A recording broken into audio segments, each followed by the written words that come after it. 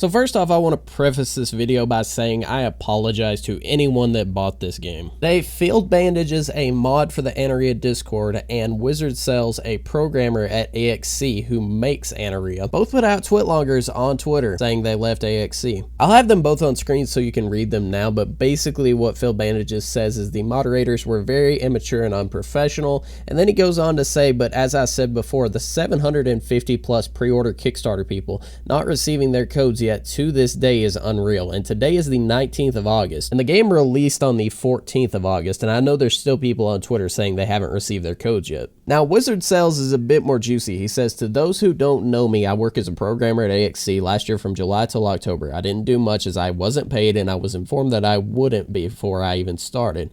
But they promised to pay me what I deserve once the game starts to get some attention and money started to kick in. He basically said that he never signed an NDA, never signed any papers with them, but he told them that he signed an NDA so that he would look professional in the eyes of the people in the Discord. He goes on to say that he worked as a mod and a consultant, and 2 months ago, a bit before the testing phase started, he was offered a key for testing the game, which he was really hyped about, and thus he did some testing even though it was tough with university work and all the other things going on in his life. And then he goes on to talk about all the issues the game had when it launched, and he says, to be honest, I wasn't surprised at all about this situation, as I warned them so many times that they shouldn't release the game's lack of content, and it was full of bugs, and so I offered them to do what other indie games do, to publish dev blogs on a regular basis. But they never listened to him. Then he goes on to say most people have lost faith due to the servers crashing, lack of content, lack of communication from the devs, and so on. And what are the devs doing about it? Well, it seems like they've took a break now as they work so hard on the game. And as you can see in this tweet here, Adekia said that they were both lying for clout, and then Wizard replied with, if you call this a lie, then you're probably not in the Anaria Discord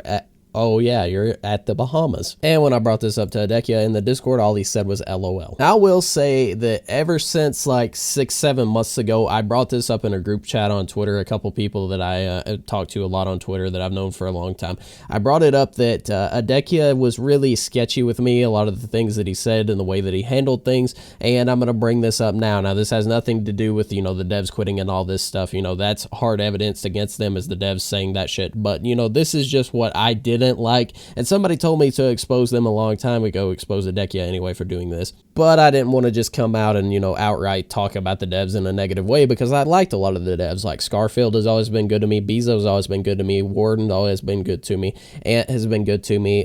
He's not a moderator, but Andal, he's been good to me. I mean, a lot of the devs and the moderators of the Discord have been really good to me and really nice, but Adekia has handled things really weird ever since I first found this game. So here's the first one I want to bring up. He says, hey Cam, how are you? This is the first time that we have ever talked. This is almost a year ago, you can see. And it says, hey Cam, how are you? I said, doing good, can't complain, small talk. And then he says, can you delete the YouTube content that you did on Anaria, please? And I said, why? Because the game has changed or what? And he says, the game has really stepped up since the Kickstarter. And I said, yeah, but it'll also negatively affect my channel if I delete them. If anybody knows anything about YouTube, my first video, it kind of kicked off and it was, making me be in the suggested of the Anaria videos. So I wanted to stay in the suggested with my first video. And I went on to say I could always just pin comments and edit the descriptions saying it's changed a lot since they were made. And he says, okay, yes. And if you go to my old videos, it still has the description changed with pinned comments saying this is outdated gameplay. I explained it in, complete. And I thought we had an understanding. So then we move on to this one. He says, hey, Cam, can you delete now, please? This is 3 days later. I said, have you read what I said? And he says, no, sorry. Okay, my bad. Sorry, I'm a little busy right now. And I said, it's all right, Chief. Next up, he says, hello, Cam, can you please delete now? Thank you for pre-ordering. This is a few days later. And I said, I'm uploading a new one tomorrow with all new gameplay, but for now, it's still going to hurt the new vids if I delete the old at the moment. And he just sends a heart back, so I thought we were cool. So next, this is 4 days later. He sends me a screenshot of all my new videos and says, hello Cam, can you please stop to share old content about us? People watch your videos and don't understand the good and false informations. And I said, man, I always address the things that I get wrong in the videos and try my best to not get anything wrong. But at the end of the day, that is seriously hurting me if I remove these videos, that they're still doing well view-wise. I changed the descriptions and I pinned the comments, like I said.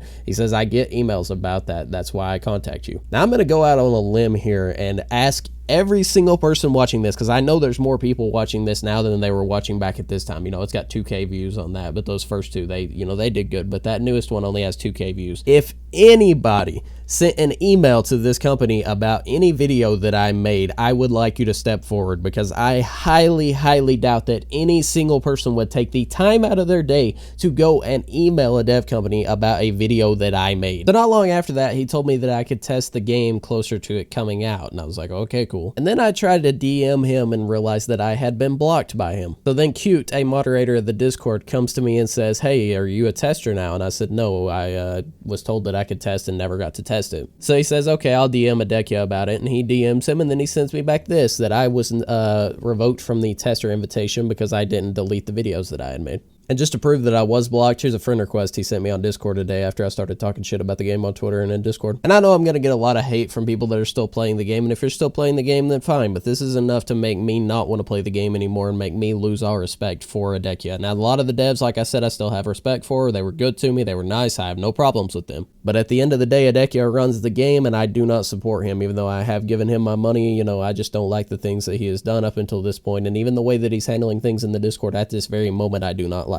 And out of 824 positive reviews, you have 746 negative reviews to go along with it, with 177 people in game. I mentioned this before on stream, but if you guys didn't know, the guys that ran Islands of Nine immediately after the game release took the money and opened a floor plan business in Florida. Even though I love the shit out of Islands of Nine, at the end of the day, it was a immediate cash grab. But at least Islands of Nine took 3 years to develop, and they actually had a solid game when they released. They just didn't plan for the servers to crash like they did because they got like 7,000 players immediately. And I'm sort of seeing a pattern here. Now, could they, you know, actually pull something out of their ass and make something of this game? Possibly, but I do not see it happening. As much respect as they've lost from big members of the community and stuff. Like, I watched that one PUBG YouTuber, who is it?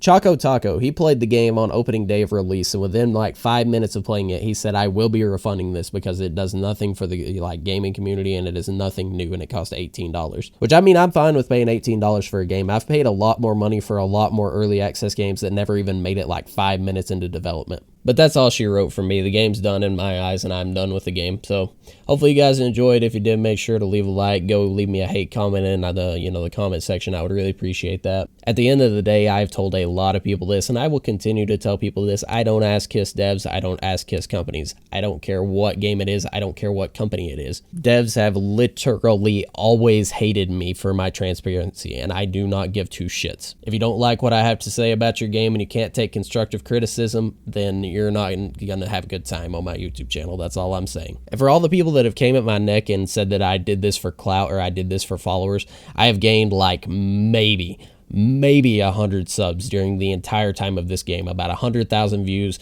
and that's it. I've not gained Twitter followers. I've not done like none of that shit. Now, I did have a good stream at the beginning of the game because obviously I had my name kind of out there, so I did peak at like 150 viewers on stream. But guess what? For that entire stream, I made $18, and it was from Jeffthro. If you guys know Jeffthro, he sent me $18 to get the game on Steam because my code didn't show up in my email, and then I gave him my code for my email when it showed up hours later after it had came out, even though I pre-ordered my code well over a year ago. So yeah, that's it. Peace. I'm out.